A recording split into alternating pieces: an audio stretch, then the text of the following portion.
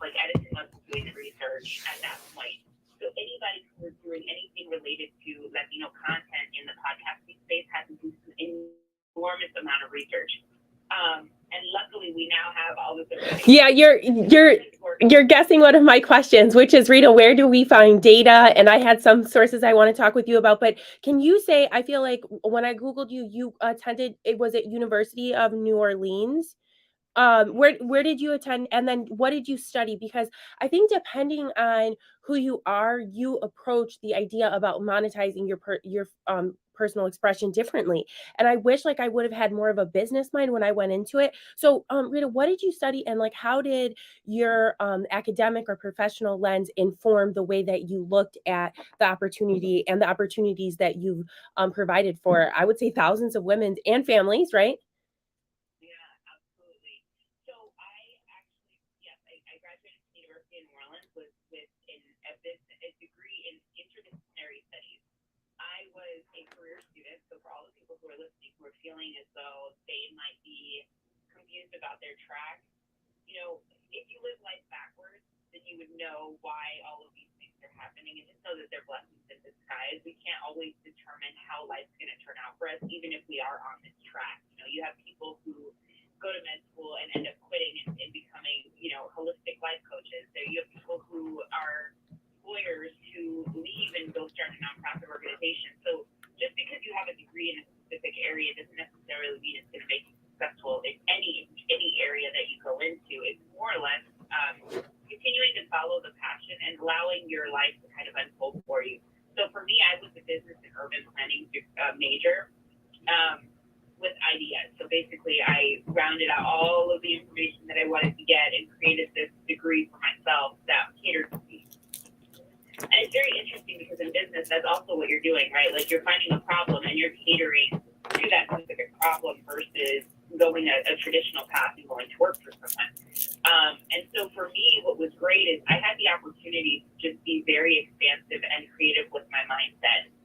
It wasn't just specifically one type of career. I was in lobbying, and then I went over to healthcare. I was I was in medical sales for a few years before this even happened. And so none of those specific skill sets would have lended itself to podcasting in particular. However, as an entrepreneur, everything that I learned in general has been something that I've picked up. So sales skills, with lobbying, learning to read contracts, learning to write contracts before the lawyer actually writes them too, like learning what the jargon is and how important that is, and making sure that I'm always protecting the best interest of business first. All of these things were things that I picked up along the way, and I learned as I was building as well. However, all of those skills translate over to being an entrepreneur because all of them are extremely important. I'm just so impressed with the level of expertise you bring to leveraging Latina voices, which I think, as you know, I'm just like a huge dork. Willie knows this. He hears me quote history all the time on our show, right? And I think about just like our accessibility to media and technology, and kind of how that's evolved and how that's driving our consumer demand. Because I would say, like, when I was growing up, not every Latina that I knew had like some type of device, or not every Latina I knew had a radio, but like now we have opened up an entire consumer pool around like Latinas in tech. And I think for me is like someone who, I always joke, I say, I remember when Bobby brought the internet home. Like I remember when he brought the first computer home, and we were so excited, right? Like to just be part of the movement, because I knew that like the internet was coming. And we were working class people, so it was always seen to be like a privilege. But I think that that's really exciting too, and kind of understanding from your perspective the trajectory of like our media involvement and how that's fueled Latinas as a consumer base, like consuming all this technology. Because I feel like we consume all this technology, and now there's all these videos and Latinas in tech and groups that I feel like been created through a desire to want to be more present in the media. Am I saying that in a way that makes sense? I agree 100%. I think one of the beauties of struggle and living in a struggle slash what do you call it, survival mode, is that when you move into the thriving mindset, when you take all of these skills that you learned and actually apply them you then start to make a very powerful statement with not only educating at the fastest rate, not only being the number one business owners in the country right now, or small business creators in the business. We're also now showing up with a $2.2 trillion buying power, and when you're talking about consumerism. So we're not in this like survival mode anymore. Latinos are here. We're 13% of the economy of the U.S., and that's what they've been able to track. That's not including everything that's being made on the back end, cash exchanges that are being done when it comes down to a lot of the migrant workers that are here. Yeah, I feel like we have like a cultural economy too. And some of that is like social capital and digital, and we're going to tag you. So that counts as consumerism. So like our fingers are moving, like you said, and it's amazing to see like consumerism and the ads kind of catch up with us. But are they? Do you know what I mean? There's a lot to be learned from this right now. The ads are not necessarily catching up as quickly as we would expect them to, but there is room for improvement, and there is movement in the right direction. I was sitting with a friend in media last night, and we were discussing kind of the fact that Latinos are actually shifting and becoming the general market, because our entertainment is becoming heard and listened to globally, which allows people then to be seen on the larger scale. When you're talking about content that's bilingual and people of color that are entering a global stage, now you're talking about people all over the world that have the opportunity to truly find cultural identity in the things that they're consuming. So for us to sit here and say that these advertisement dollars are not actually there yet, it's sad that we're there at 2023. However, we need more champions to show up and also do the work that are willing to move this forward, and not just fit DE&I all over the place and expect that to be like enough, right? We have to really pound our fists to say, if we are the number one consumers, if we are creating this buying power, then we need to see the ad dollars match that percentage. Like if it's 13% of the GDP of the U.S., then 13% of your advertisement dollars should be going to this consumer bucket of people that are actually going to consume your product. It shouldn't be a 4% DE&I across the board, with LGBTQ plus, African American, AAIP, and Latinos all lumped into one diversity and inclusion bucket for each company. So it's our responsibility just as much as it is their companies too, for us to know, once you know the information and you're aware of it, if you're not utilizing it and actually moving the needle forward, then you're almost doing us a disservice as well. Right.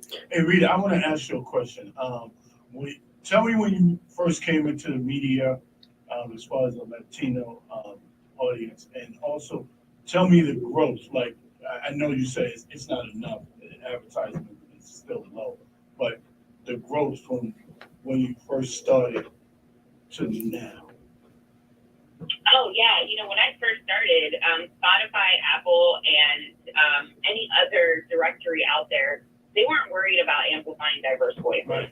And I'll be honest, there was the inflection point, which was probably George Floyd's incident that happened that kind of exploded everyone. I think we were all in this state of enough is enough. We're kind of tired of it was like the beginning of the end for people not being able to express themselves, to be culturally aware, to know about things that have been happening on the back end, to talk about injustices that happen to people of color. But also on the bigger scale, it almost created this massive awareness of, you guys, where else are we lacking? Like, where else are we not being represented? Where else are we not seeing this movement for us? And I think that it was extremely unfortunate for that to be the catalyst for change. However, after that, then you start to see all of these people looking into, oh my God, all of these people of color, and they're culturally connected, and they want to see themselves reflected, and they don't want to get murdered. And who would have thought, right? But as common sense as that might sound, we have to understand media has been run by white cis males for the existence of. And wait, may I also add religious white cis males who are coming with, and that's a beautiful thing, Rita, but if historically, right, when you look at who is setting the social mores and setting the like guidelines for cultural expression, we're talking about people who are being informed by a very, traditional, in their mind, Puritan perspective of what expression truly is, and quote, who's entitled to it and when, Right. Yeah. I mean, I think that and I agree with that. I mean, I believe that now, again, Right. Now that we know that people are figuring out that it's important, not just, and let's be clear here, right? Like cultural identity and diversity isn't always about they care that we're out and living our lives out loud. It's more of like what our economic impact is on that space. So if we connect via culture to sell products to us, then they want to connect to us authentically through the cultural aspect. It's not because it's not always because they want you to be out here showing your culture. Right? Yeah, I think the country was based off of not necessarily enhancing or glorifying the minority, but yeah, or the economy that was present, because there was a diverse economy, and archaeology and other scholars will show you that when you look at some of the indigenous communities as far down to the Incas to up to the Seneca, they were trading, right? So I think when you think about the American economy and like when did it start and all this different stuff, like it really depends on what lens you're bringing. And that's what I think is so exciting, Rita, because when I looked at your LinkedIn, and I think like I shared this when I was talking in anticipation for this interview, like when I looked at looked at your LinkedIn, I was like, wow, this is someone who I would see, or who I do see as a role model, bringing the information and perspective to the parts of business, to the conversations in the way that makes sense, that's going to move the room, right? And that might not always be the way that I want to communicate, or it's important to my peers or, the students here, but advocacy and voices are needed, I think, at every single level. And as a policymaker, when I decided to get on the microphone, I thought about my grandma who marched with Martin Luther King, and like our sometimes inability to like move ourselves, but our ability to like connect, I think, is really this powerful economic tool. And I think that's what you're saying. I'm so grateful for you and for others who are looking at the big universe of the way that it affects business. So obviously I have to ask you, because I wouldn't be good if this wasn't an interview about coming trends. So Rita, tell us like what, if from your perspective, sorry, and I'm so excited, I'm like hitting my microphone. From your perspective, like what is coming, or if there's certain platforms, or you're like, oh, these are certain companies, because I was going to tell you this little secret, like depending on who you are, if you're a company, I will go to your search bar and I will just put in Latina. And if nothing comes up, then I know, okay, it lowers the chance I'm going to buy something from you. It depends on what product I'm looking for, but that one search bar, even if it's a general search bar, and I don't even care what it brings up, if it brings up some content, it makes me more inclined to buy. But that's just like my limited perspective. Are there other ways, or like you said, sources where we can gauge like how the market is trending in terms of the Latino consumerism? oh yeah, I mean, and I always joke about this, but I'm like, thank you, Bad Bunny, for like exploding the world. Yes. Legitimately, the content, and it's not sin, it's our entertainment, and we're gonna see a lot of bilingual content. Spanish content is key moving forward. The nostalgia that Spanish content creates for people in my generation, and then I'm guessing you're just a touch younger than that. I'm 33. Right. The young generation too, because I DJ, and when I go out in the parks, everybody wants to hear Bad Bunny. Matter of fact, some of the older people go, no, that they can't listen to that because he has content that we don't want our children to listen to, but everybody listens to Bad Bunny. Right. Yeah, but that's the thing, right? And that's how Willie. Thank you, Willie. Go ahead. Yeah. Most of his content's in Spanish, and it is globally being accepted that Spanish is almost the new English. So I think for me, what I'm seeing in podcasting, what I'm seeing in media in general, is that Spanish content is going to be extreme key for us to move forward into this global marketplace, to continue to move into that trend of Latinos being the new general market in general.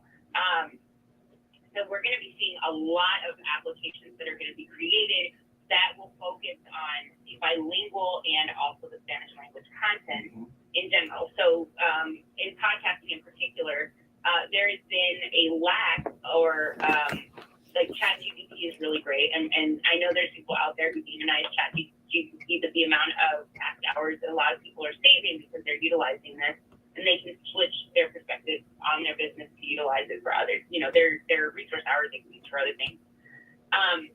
But ChatGPT is still lacking in the Spanglish. Yes. The Spanglish space and translation altogether. So understanding dialect. And I do believe that there is going to be a lot of evolution in translation of dialect, which I think will in turn also help ad and media agencies work on how they authentically connect to the user. So I believe there's going to be a lot more authenticity when it comes down to advertisement that's being delivered to you. Don't be surprised if one day you're actually looking at advertisements that look like you consistently and sound more like you. Right now, they're kind of getting their feet wet. I am not the hugest fan of, like, every time I turn on the TV now, if I'm watching regular television, there's like all ads in Spanish, and I'm like, you're getting there. I understand where you're getting. And now that I look at it as I actually look at it as a benefit, and I think it's actually really a positive move in the direction of we're not just Coronas and piñatas anymore, right? Like, we are legitimately a consumer who our dollars are serious. You know, like with our listenership on our podcast network, we over-index in people who make 50 to 75,000, and then over-index on the 125,000 and 150,000 mark. So what that's saying is, you know, we're moving into these spaces where, and y'all are smart. You're talking about some good stuff, because those type of people in the Latino community, we have limited time. So if we're investing in listening to these podcasts, it's because they're gaining something, I feel like. And it's also, you're talking about an educated listener, right? And these educated listeners don't necessarily just want to receive content that's not catered to them. So if you're missing the mark every time you're putting an advertisement in the podcast and it's not being read by the host of somebody that they believe is a loyal listener, you know, a host who has loyal listeners, then you're going to miss the mark every time, right? But when we work with particular campaigns, we make sure that the host read is what we focus on, so that the podcast listener is receiving the same content that they're expected to receive, and not necessarily just getting an ad that's been put in by insert X person's voice now. Yeah. Voiceovers, I think voiceovers, it confuses people. Are culturally specific. Yeah, they're going to be, because their mouths are moving at a different pace than what you're taking in audio. For me, who's neurologically divergent, I always thought it was surreal. I was like, this is like the closest thing to like surrealism that I'll ever like personally experience. But one of the things that I wanted to say, Rita, like again, for like my academic, because I'm such a dork, and again, we're here at a university and I have like this political science background, right? Like, Willie, I think I am, and that's okay. I like to read. I'm okay with that. But Rita, what I was gonna say, I love it. Yes, I'm reclaiming this word. You're right. And what I think is so exciting is like being able to retell American history through the Latino lens, but having that highlight the intersectionality with so many different communities.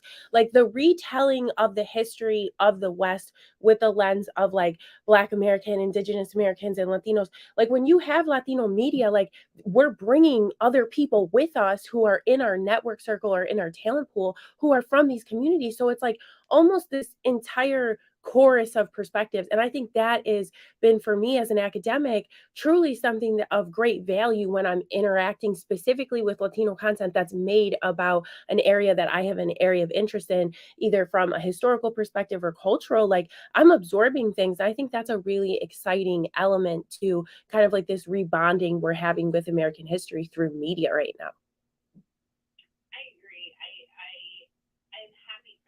I wish we would have from the beginning done that. You know, Latinos have been here since the existence of this continent. Oh, you already know. You know, when we talk about the indigenous connection or the natives that are here, that were here, I mean, Mexicans, a good percentage of Mexican people are indigenous who have been in Texas, Arizona, and all these places, California, when it was before it was even the United States. So the thing about that is it's not necessarily it's great. It really is, and I'm very positive about the movement that we're doing moving forward and how that is going to be reflected. So let's be very careful with the way that we talk about this emerging market, because people have been here since the existence.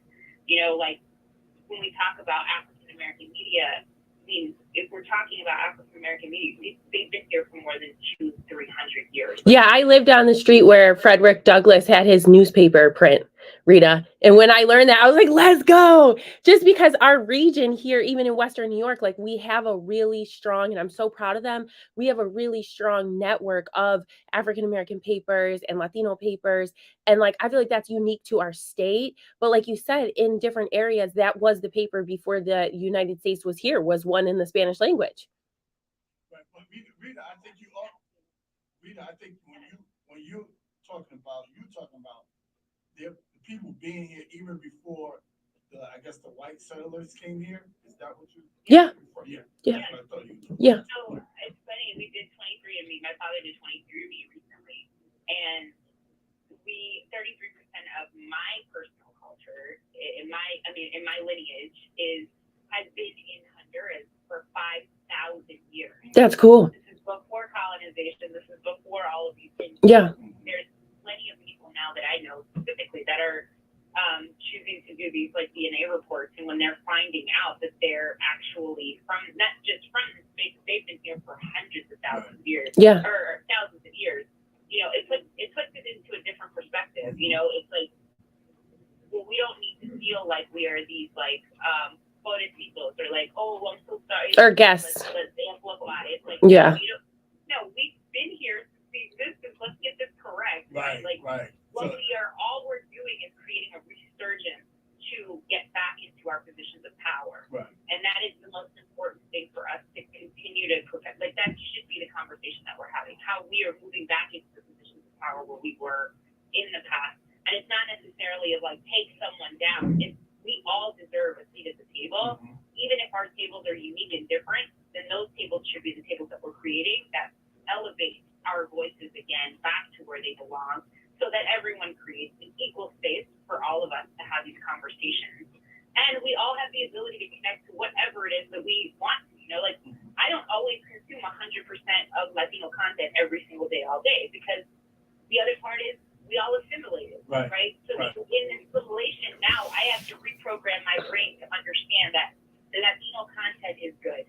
Right. The same thing. This whole time, over the last X amount of years, we've been told our content wasn't good, right? It wasn't worth it. There was no value in cultural content. And now, like I said, going back to consumerism, once they see the dollars, and then oh, okay, we need to amplify, we need to grow this, we need to be part of this. And that's, we have to be very, very careful with the way that what words we choose when we're talking about Black and brown media, typically Latino and African American, AAIP, LGBTQ plus. Everyone's been here. Right. All we're doing is lifting ourselves back up to these positions so that we now celebrate these spaces. Now, Rita, Latino influence is huge, and I got to tell you why. I see. Well, I've been seeing it because I grew up in the Bronx, Puerto Rico, so I always had that Latino influence. But I can see it big because business conference now,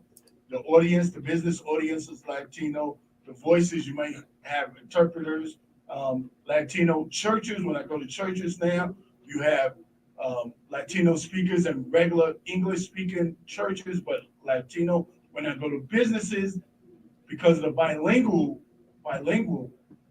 you see a lot of influence. The management is Latino, so Latino influence is growing and is huge. Yeah, and I think one thing that's really important is, and Rita, you alluded to this, there's a lot of different intersectionality in the Latino community. Like, shout out to my cousin who went to FIT. She's Honduranian and Puerto Rican. Like, being Latina and Latino, right? That's what I'm saying. Like, get it, Steph. That word and that experience means different things to different people. And sometimes people feel othered by that word. And just like you said, creating opportunity, I think, to lift up the conversation is really important. But I think when I was talking about like emerging markets, I meant like in terms of people having access to personal technology that's commodifiable, because historically that wasn't the case. Like, historically, when you look at the media market, there might be one newspaper per town. It wasn't everybody in town was buying a newspaper. And now everybody in town has 15 different newspapers, and they're spending $15.99 or $5.99 every single time they're clicking that button. So I think diversifying our media landscape has been transformative also, and I think it's informed the way technology's developed. Because I think about, like, I had the first iPhone and the first Apple iPad. What was it called when it was just music, and it was like just the little box? It was just music. I had that. Yes, iPod. I had the first iPod. I was getting it. I remember Papi gave it me for Christmas. It was the only thing I got, Rita. And I was like, this is worth it. It was pink. I was like, I am on the cutting edge. And I remember coming to the West Side, and like none of my cousins knew what it was. You know what I mean? So like this thing of me being biracial and like standing in between communities that even as a child I realized had different access to technology was developing.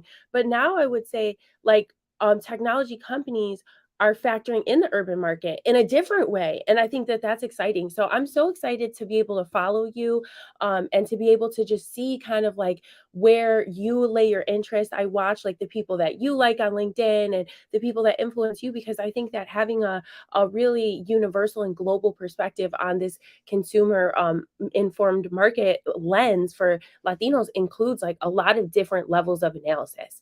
And like I got the historical. Someone can call me for that. Like that part I have, because like even thinking about in the cigar factories in the Caribbean, like there were female organizers who were hired to read the newspaper to workers, you know, like that was a whole occupation. That occupation obviously is transformed. And I remember just like being in different spaces and seeing young women just talking to the camera. They set up the camera, they were on the camera. And I was like, oh my gosh, Rita, they're the camera person, they're the producer, they're the news anchor. And now it's like so many people I feel like are part of this like revolution. It's so exciting. Yeah, I mean, we're revolutionizing media, but all we're doing is really, like I said, getting back to the place where we all deserve to be. There shouldn't be just one person reading, you know, there's The newspaper, right? I'm in the space of I believe in collaboration, not competition. So Yeah. there's no need for us to compete against each other if we're all trying to do the same thing. You know, nobody asked why there are multiple, like there's Peacock and Comcast and YouTube and all this stuff. And ESPN, like five. Right. Like five different ones. Right. And then there's like one Canela Media, Canela TV, which shout out to Canela, who's doing an amazing job right now. What he's putting out Spanish language content. They're diversifying, creating stuff for kids now too. And it's like there shouldn't just be one though, right? There should have been a long time ago multiple. We had Univision, we had Telemundo, Televisa, and then that's it. And it's like it doesn't make any sense. Why is there only one? But there's 400 YouTube TVs. There's Hulu, Zulu, whatever the case may be, and we buy into that. You know, and it's like we understand that content's important. However, right, we have to be open to also seeing that there should be more than just one or two like networks and things like that. I mean, I'm excited to see more players coming into the market because it just solidifies this was the right move. It makes so much sense that there should be more players on the field because we need more fields. You know? Yeah. And we'll make them ourselves. I think that's the other thing too, is like you'll see platforms or channels or like you, and I have a question for you, because I think that I always talk to people about their impact, right? And I feel as every time one Latina is empowered to have a stronger sense of media efficacy, of the idea that she or that person can impact media, whether it be from a direct presence or a technological presence or just informing what another Latina is saying, you have a greater sense of efficacy that grows in the entire family. And when you think about the thousands of people, Rita, that have been on your platform, how does that make you feel in terms of understanding your own impact of the voices that you've amplified? Can you give me like a guess number of the amount of different pitches you've heard? Like, no, I want my show to be like this, or like times when you've needed to give people advice, or like kind of the thousands of, how do you explain that? Because I think of it easily as 10,000s of people when I was scrolling and I was seeing all of the faces of the people that you put on your Instagram and lifted up. Yeah, so currently we have 32 podcasts on the network. However, when you think about their audience size, we have a lifetime download of over 15 million at this point. That's a lot. So, and then we're building out partnerships and opportunities that are coming on with the total number of impact that we can have. When it comes down to pitches that I've heard of podcasts, I mean, you'd be surprised. Every time now, it still surprises me sometimes too, where people can identify me when I'm out, and then they're like, "Oh, I have this idea for a podcast, and I love to do it." And I'm like, "Okay, that's awesome." You're like, but I'm in the gym right now. But one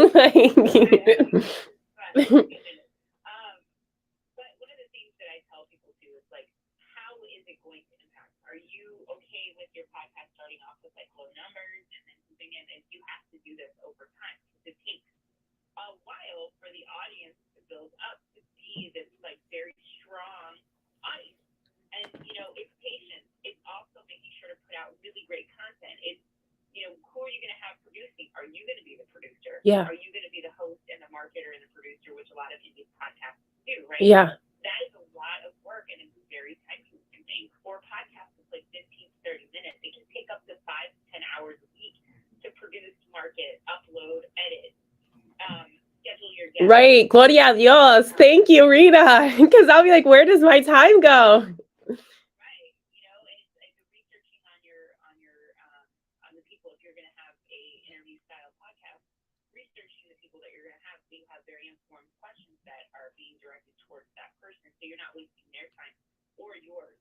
And I think these things people don't take into consideration, and they think it's just a very easy, I'm just going to create a podcast and move forward, and that's it, boom, the end. And it's like, and you have to be consistent, because I like to watch my television shows every Monday at 7 p.m. I know I'm watching trash TV, and like if it's not on at 7 p.m. every Monday, then I'm gonna be upset with Bravo, right? So it's like that you should take that much. It should be that serious for you, because once you create a podcast, it's no longer about you; it's about your audience. Yeah. And you do them a disservice every time you don't show up. Yeah. So that's my biggest thing for people that I constantly communicate over and over again. Are you ready to be consistent? Are you ready to even get on a microphone? Have you ever even heard your voice on a microphone before? Yeah. Do you like the sound of your voice? Would you listen to the content that you're putting out there? And if not any of those answer no, then stop where you're head. Don't invest the money. Don't do it. But, I don't try to discourage people, because I truly believe in the First Amendment, and I believe in freedom of speech, and the ability for us to create content is extremely important, because we need it. Yeah, and I think go ahead. If you're not going to be consistent, if you're not going to commit to putting this out there, and if you're not going to take the audience into consideration, there's probably other things that you could be doing. Go Instagram Live, go YouTube Shorts, go, something else where you can get your conversation out there that's less time consuming and not needed. There's not that level of production that you need to put into place. Yeah, I was just going to reflect on what you were saying, because in terms of, for me, when I found an academic article, and I think it was from the Columbia Journal about community media, for me as an academic, it did a lot for me, because it helped me kind of understand like my place, perspective, and purpose in the media landscape, because I was like, okay, I know that the perspective I'm bringing is different than someone who does this professionally, right? And then I started to realize that there was this area of like training expertise and academic credential that did inform professional journalism, and that they were also, but like what's weird about Instagram is like someone who went to Columbia School of Journalism and me can be on the same platform, like we're on the same page. So I think like there's this weird thing that happened to me coming in, trying to like kind of find my space of trying to do research and really understand, like when I told people like I was going to have a podcast or I was going to like enter into media, they're like, oh, it's going to be a podcast. But really, like you said, they call everything a podcast, but there are different interactive elements of social media that maybe feel like they have the semblance of a podcast, but there is a really technical term. And there is somebody locally who I worked with from Someone Six Live who always says, this is not a hobby. And I'm like, he sometimes I just, I love him, but he was one of the people, actually a lot of people from the African-American community were allies for me. Like when I was like kind of having this area of like exploration of like, okay, I'm an advocate and I now want to translate that to media advocacy. Like, how do I do that? Right. And I think for me, part of what has been liberating is that realizing, like you said, there's a place for everybody, because I have like a Swell, which is like a micro podcast, and it's like new, it's 3 to 5 minutes. Right. And for me, that feels meaningful because of my span, because I started, online learning, 10 years ago with my master's program, because of who I am. 3 to 5 minutes feels informative. But for other people, that's like half of a commercial. So I love like hearing your perspective about podcasts, because I think that's like the most serious product like that you can prepare. Like once you're on a podcast and you're preparing it professionally, like that's really like a consumer item where a lot of other people are kind of like touching the media and community broadcast space, and they feel like it's a podcast, but it's not really, I don't think, in the way that the consumer and professional and business market is informed. Does that make sense? Because like there's all, I feel like these all areas of gray, and I don't feel like people know really what to call those. Yeah, I mean, it depends on the media, like where you're delivering. With podcasts in particular, if there's an RSS feed and you're delivering it through a hosting platform, it's still a podcast, right? Like, and it really just depends on how you're delivering it. YouTube also has podcasts now, because they realized that Latinos Bye-bye. the market there, right? Let's go. That Latinos consume their podcasts on YouTube, so why not create an entire RSS feed for that particular style of content, so that they can differentiate between a YouTube video and a podcast episode. And so it really just depends. I mean, because your podcast isn't structured the way that everybody else is, it doesn't matter. I mean, if wherever you're uploading, that's really what determines the podcast. If the audio tied to an RSS feed, then yes, it is considered a podcast. If it's not, which it wasn't before, right, for YouTube, then it wasn't considered a podcast. But now there is that opportunity for you to subscribe, and there's a feed as well, so you can embed it anywhere that you like. I don't want people to get too caught up in the semantics, specifically because I'm pretty sure that anybody who's listening to this is probably going to start something independently. But structure your podcast out. Make sure that you're putting it in a nice format that would make it easy for the listener to flow with you. And make sure that your interview questions, if you are doing an interview style podcast, are, they deep dive into the topic. And listening is the number one thing. People always feel, especially as hosts, that they want to overspeak, and they're not letting their guests talk. And so they might be missing out on important content that would make their podcast more enjoyable, more interesting, and have the opportunity to grow the audience size better if you allow for the content that is needed to be delivered. So slow down, give the person who is speaking a chance to get their point across, and then making sure that your podcast is actually tied to an RSS feed. You can also do it through a website as well.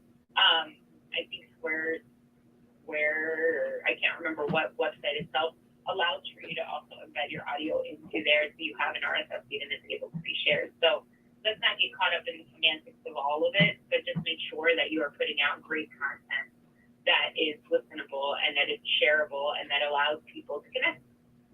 Yeah, no, I appreciate your perspective and for you giving that feedback. And I think that a lot of the message that I'm absorbing is, things really should be personalized to the audience that you're connecting to in a way that is meaningful to them. And that's why I appreciate you also. So just for everyone that's listening, we're live on the radio at 91.3. And I think that student-supported radio and schools of journalism and student journalism is such a really important part of the ecosystem that we're talking about. And also, I think CUNY and SUNY recognize this a huge opportunity for advertisers. But we're here, we're also on Instagram, and then we're also on StreamYard. So like we're like streaming in 3 different places for me. And because of when I came into the media expression space, like that feels normal for me. I think it's so interesting for us to just coexist and continue, like you saying, to build platforms where we can highlight each other's voice. Because I think I learned a lot about my own ability to self-express by watching, Latinas in the West Coast who I felt like were a lot more connected to their own self-expression or their right to self-express, and or just the historical perspective of how that informed their identity and how they were showing up. So I remember, and I did interview Latinas Uprising. There definitely, I think, are some, I always think, tease like OGs in the game of identity specific content specific for Latinas, right? Whether it be on Instagram or other platforms, and like people who have supported these platforms for years. And occupationally now, when I'm advising students at university, I tell them, follow Latina content that is the occupation that you're pursuing. So for me, as someone who is part of the legal community, and there obviously being less of us in the legal community than in other spaces, right? Like being able to be connected on Instagram with other Latinas who are lawyers was transformative in my identity, right? Like occupationally. So I also think about that. So just as we're closing our space, and very grateful for all of your perspective and advice that you're bringing. Like if you're talking to a Latina who's crafting their professional self-expression, whether it be through active media branding, or just like through self-expression through social media and LinkedIn and stuff, like what advice would you give them relative to how much to share or what to share, or like how to show up? Because I think there's a lot of space that we're still navigating even internally in our community like that. Yeah. We also are streaming live on 91.3 FM on the Facebook too. So we're on Facebook, StreamYard, Instagram, on the radio, the Real Radio FM. We're like 5 different places, but that's the beauty of public and community media, right? Because you just never know like what person's going to listen to this that's going to be impacted. Because I think identity affirming media is important in the Polish language, in Arabic, and in Korean. Like I feel like everything that our community should have, like all communities should have too, because it drives innovation in my mind. No, I agree 100%. I mean, and innovation only happens when people show up authentically and show what they see in their minds as what should be translated out into the world, right? And so going back to your question, how do I believe that Latinas should show up and how much they should share? I think whatever your intuition is calling you to do, be authentically you, because right now is the perfect time to be able to prove that we're not monolithic. And if we continue to fit into this cookie cutter mold of what Latina is, then people aren't going to know that we have nerds and goths and emo and like, people who love like 1950s clothing, and we all identify as Latinas because it's the cultural thing, right? Not everybody eats meat. I mean, I'm a pescatarian, right? So it's like we have, and I like to ground and walk in the grass and hug trees. That's who I am. I love yoga. I'm a spiritual, connected person, and that's how I show up authentically for myself. And it kind of bleeds into everything that I do now. It's part of who I am. And if I don't show up authentically, then other people don't have the opportunity to do that either. So for me, what I would say is show up and share what you feel most comfortable sharing. And if you're on that teeter that something feels a little uncomfortable, question why it feels uncomfortable. If you are feeling uncomfortable because what your status quo was telling you not to show up culturally like yourself, then push your own boundary and show up with that as well. Because what that's going to do is continue to show people we are here, and our culture is no longer something that we're going to hide. It's something that we're going to celebrate. Wonderful. Hey, Rita, what's the deal? I've been hearing this a lot. Tree hugging. What's that all about? Tell me, what is that about? Maybe I should get into it. What's the tree hugging thing about? Well, trees have a very strong network. They're just like people. They connect underground. Oh, right. That's true. See their roots, right? And if you think about the soil, I mean, we bury people underground for health reasons, but we also bury them because they eventually leave and become back. They go back into the dirt they started from, right? From the nothingness it comes to the nothingness we end. And so what I believe personally is that our ancestors are tied into soil and to the roots of the tree. So if you ever actually go and touch a tree and you sit there for a few minutes, you're going to feel the vibration of the tree. The trees. Now this is going into this is going to be very, very cool, right? But it's okay. SUNY has a forestry school. We're with you, Rita. Right. We do. We have a school of forestry. And all elements are tied to the trees. The wind helps the trees grow their branches and their leaves. Right. The water is stored within the roots. So it just helps reconnect to who we are naturally as humans and what our natural instincts were from the beginning. And putting your feet in the ground, it's like when people are like, when you're floating in the sky, you got to kind of like ground down and come back to earth, come back to reality. And that's what it helped me. Like yesterday, I was having like this massive, I wouldn't even call it an anxiety thing, but I was just like, there was a lot being thrown at me at once. And I was like, you know what? I'm going to go for a run. I'm going to get outside, get some sunshine, vitamin C, and vitamin D, and then go hug the tree. The tree has more knowledge than I do. The tree's been around. Yeah, and reflection is so core, I think, to growth. And I think reflection is really important in certain indigenous communities too, like that you set that time out. Like that, I think is seen, like I feel like if you're a leader in certain communities and you don't take that time to deliberately reflect, and a lot of times I feel like with indigenous communities, it's in nature. They think like it's a sign, I feel like, that the balance isn't there. But what I was going to ask Rita, and I know Willie, you had a closing thought too, was Rita, I know that you're part of a network of powerful women, right, that are very present and looking for media and looking for, social content in different places, both academic and organic. Are there different organizations or publications or things that you would places that you want to lift up while we're together, that you would say that you would want me or other people or Willie or myself like to see or to know about, that kind of for you like either do a good job or represent? Because I think about like Nike just has like someone that I think has like launched a podcast that was like about Latinas. I saw like Diddy had just put out like he's curating a community. So I feel like there's a lot of like different kinds of content, and some of them are coming from the places that we know but we don't know for this content.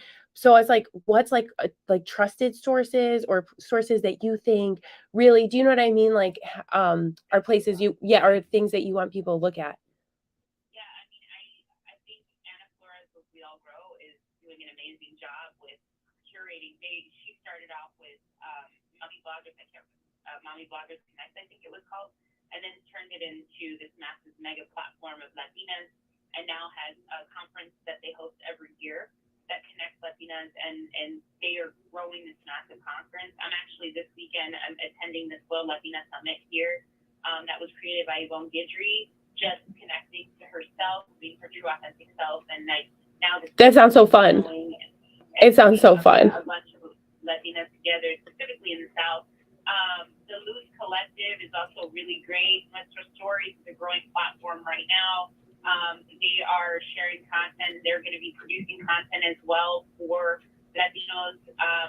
That'll kick up that nostalgic feeling. Avenida Productions is going to be launching a streamer really soon with content that is both Spanish, English, and Spanglish, and people who look and sound like me and you. So basically, your Netflix for Latinos. Get it. Let's go. These are all trusted sources that I believe truly are doing and embodying, media and its sound. And of course, Latinapodcasters Network and Latino Pod, all of our podcasts on both networks deliver exactly what you're looking for. And you can actually download our app, Latinapodcasters Network, on iOS and Stop playing with Rita. She's got her own app. Stop playing with her. Rita, let's go. That's so exciting. Yeah. But you're a boss for that. Yeah. Yeah. I'm so grateful to know you.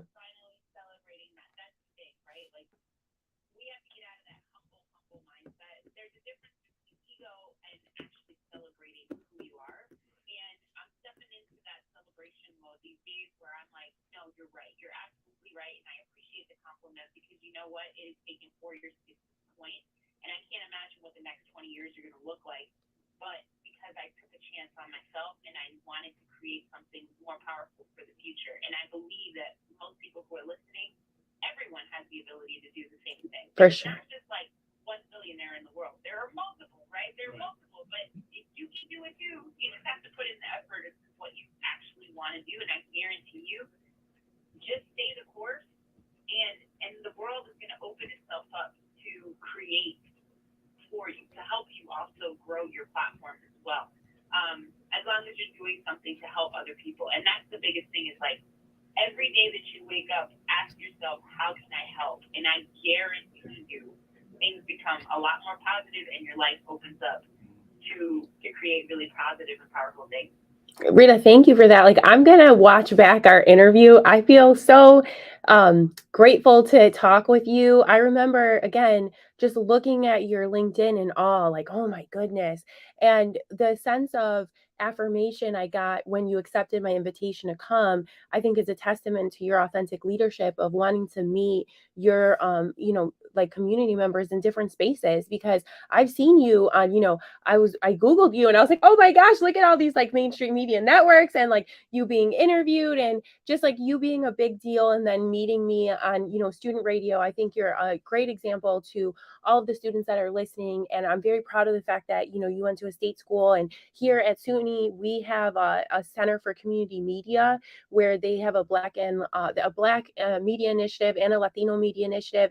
And they actually have like a map of different Latino newspapers and Black newspapers. And I just feel really lucky to be here at SUNY right now and then to be having conversations with you, because I feel like so many of the stories that are yet to be told are stories of student leaders and stories of people who, like you, have really stepped into being a media influencer because it's part of advancing our equity and like our right to like economy, which I love. And like I'm just so grateful. So I'm gonna make sure that everybody who's listening in all spaces knows where to follow you on Instagram, can listen to all the podcasts. I'm really excited to listen to our interview again and just to be continue to be influenced by you. I feel really grateful.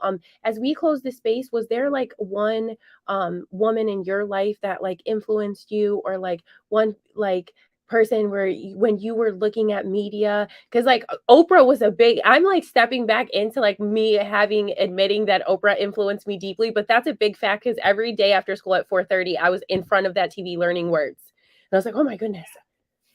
No, there's two people. Obviously Oprah, right? Because she's a woman of color, period. And the way that she got into media is not She's like, traditional. yeah, she's the And boss. for me, I'm not your traditional media person. But overall, honestly, I think my biggest role model has been my mother. Yes. We had a massive rocky relationship my whole life growing up. But one of the beautiful things that I'm noticing now is that the reason for that was because she was instilling in me something, a very strong power that all women have that we normally don't lean into. And that's the ability to create. And we create life, we create ideas, we create space, we create comfortable homes to live in, we create beauty. This is our nature, it's part of who we are. And once we step into this strong feminine power, there's nothing that we can't do, right? And I think that can be kind of scary too. Because when you notice that, it's like, oh my God, this is a lot, right? Well, Rita, you have created the desire for me to hug a tree. I just hope Willie, are you not from Brooklyn? Are you not from Brooklyn? They asked me to read someone out of state asked me to send me a picture of outside. They're like, send us a picture of you outside, because it was for like a conference thing. And I couldn't find any pictures of me outside except playing baseball or protesting. I was like, those are the two things that I do outside. I'm just so New York. You know what I mean? I'm like wearing heels. Like this counts because I'm outside, but I'm wearing stilettos, wearing like a patent leather jacket. That's like my outside photo. Willie, do you want to close the space for us? Did you have any final thoughts for Rita? Thank you so much for joining us. Yeah, of course. So this is a state school radio station. Yes. Proud. Thank you. Everyone who's listening, I'm proud of you, Tanya, for showing up. Thanks, And Rita. doing this is extremely important. And just one thing I want to say, because I am a person who went to a state school, who cares? The institution is not what makes you, you make you. And you're the one who's going to stand on that degree, and that degree is not going to define you. So Yeah. don't let anybody tell you that graduating from state school doesn't create Yeah. multi-millionaires, because it does every single day. And if that's not your place, but all you're doing is connecting to your passion and creating something profound, or even just going to work for somebody, Yeah. that's beautiful too. And so just wanted to empower people out there who are listening, because the institution doesn't define you. It's what you do with it.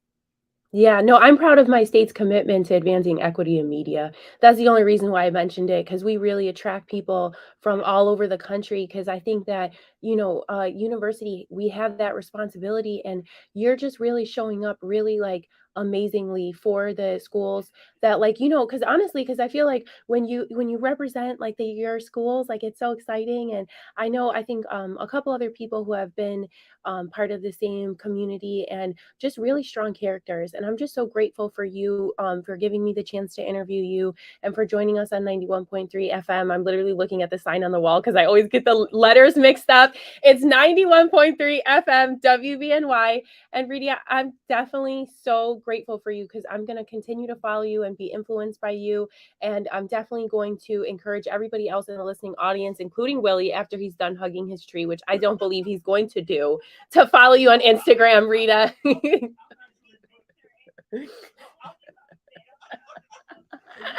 actually going to do it. You've been challenged. I might get freaky with it. I just want to share one more thing. I was DJing in the park the other day, and a police officer came up to me. I thought he was going to tell me to turn it off, or where's your permit?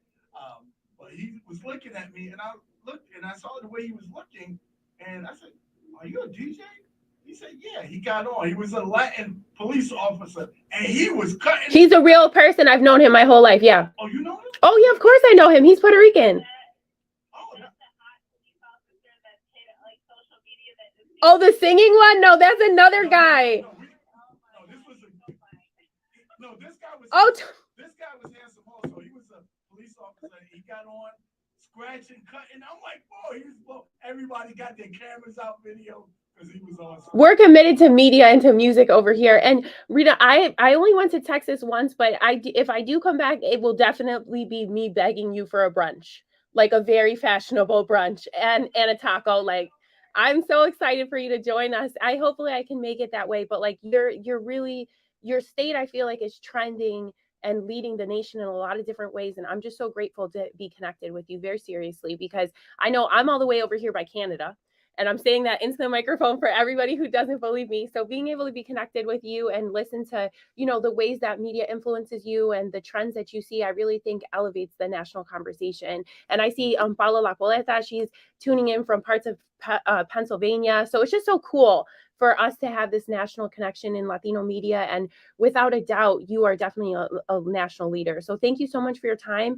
I'm gonna again share the links with you so we can share this in other spaces. And thank you again for being with us and for appearing so authentically. Thank you. I'll talk to you later.